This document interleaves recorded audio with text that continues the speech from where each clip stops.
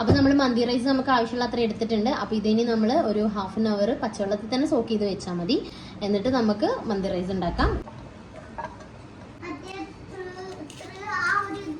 അപ്പോൾ നമ്മൾ ചിക്കനിലേക്ക് കുറച്ച് വെല്ലുള്ളി ചോപ്പ് ചെയ്തിടുക. പിന്നെ ക്യാപ്സിക്കം ഞാൻ പറഞ്ഞില്ല, ക്യാപ്സിക്കം ഉണ്ടെങ്കിൽ അതും ഇട്ടാൽ നല്ല ടേസ്റ്റ് ഉണ്ടാകും, അത് ഇഷ്ടമുള്ളവർക്ക്. അപ്പോൾ അതും വേണമെങ്കിൽ ചോപ്പ് ചെയ്തിട്ട് ഇട്ട് കൊടുക്കുക. മല്ലിച്ചപ്പും പുതിന അരിഞ്ഞത് ഞാൻ ഓൾറെഡി എടുത്ത് വെച്ചിട്ടുണ്ടായിരുന്നു ഫ്രീസറിൽ. അപ്പോൾ അതും ഇട്ട് കൊടുക്കുക. എന്നിട്ട് നമ്മൾ കുറച്ച് ഇഞ്ചി വെളുത്തുള്ളി ഇട്ട് കൊടുക്കണം. മാഗി ക്യൂബ് ഇട്ട് കൊടുക്കാം.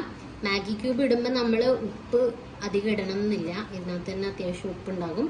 അപ്പോൾ അതുകൊണ്ട് ഇതിട്ട് കഴിഞ്ഞിട്ട് ഏറ്റവും ലാസ്റ്റ് നോക്കിയിട്ട് വേണമെങ്കിൽ ഉപ്പ് ആവശ്യമുള്ള അത്രയും ഇട്ടുകൊടുത്താൽ മതി.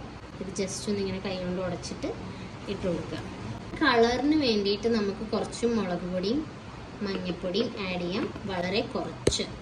ഓക്കെ, മുളക് പൊടി മഞ്ഞൾപ്പൊടി അല്ല ഇതിലധികം വേണ്ടത്. അപ്പോൾ അതുകൊണ്ട് കുറച്ച് ആഡ് ചെയ്താൽ മതി. ഒരു കളറിന് കാശ്മീരി മുളക് പൊടി ഉണ്ടെങ്കിൽ അത് ആഡ് ചെയ്താൽ മതി. മല്ലിപ്പൊടി ആഡ് ചെയ്യണം.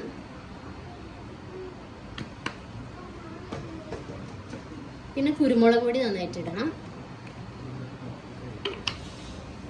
പിന്നെ ഗരം മസാല ഇട്ട് കൊടുക്കുന്നുണ്ട് ഞാൻ.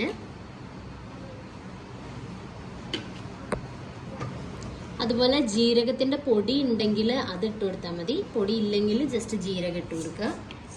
വലിയ ജീരകവും ചെറിയ ജീരകവും ഞാൻ കുറച്ച് ചേർത്ത് കൊടുക്കുന്നുണ്ട് കേട്ടോ, വളരെ കുറച്ച് ഇട്ട് കൊടുക്കുന്നുള്ളൂ. അപ്പോൾ ഇത് നന്നായിട്ട് നമുക്ക് മാരിനേറ്റ് ചെയ്ത് വെക്കണം. 2 സ്പൂൺ മന്തി മസാല ഇട്ട് കൊടുക്കുന്നുണ്ട്. കുറച്ച് സൺഫ്ലവർ ഓയിൽ ഒഴിച്ചു കൊടുക്കണം. 2 മാഗി ക്യൂബാണ് ഞാൻ ഇതിൽ ചേർത്തിട്ടുള്ളത്, അതുകൊണ്ട് നമ്മളിനി ഉപ്പ് ചേർക്കേണ്ട ആവശ്യമില്ല. അപ്പം റൈസ് ഇവിടെ വേവുമ്പോഴേക്കും നമുക്ക് ഇവിടെ ചിക്കൻ കുക്ക് ചെയ്തെടുക്കാം. ഞാനൊരു പാത്രത്തിൽ ചിക്കൻ നിരത്തി വെച്ച് കൊടുത്തിട്ടുണ്ട്.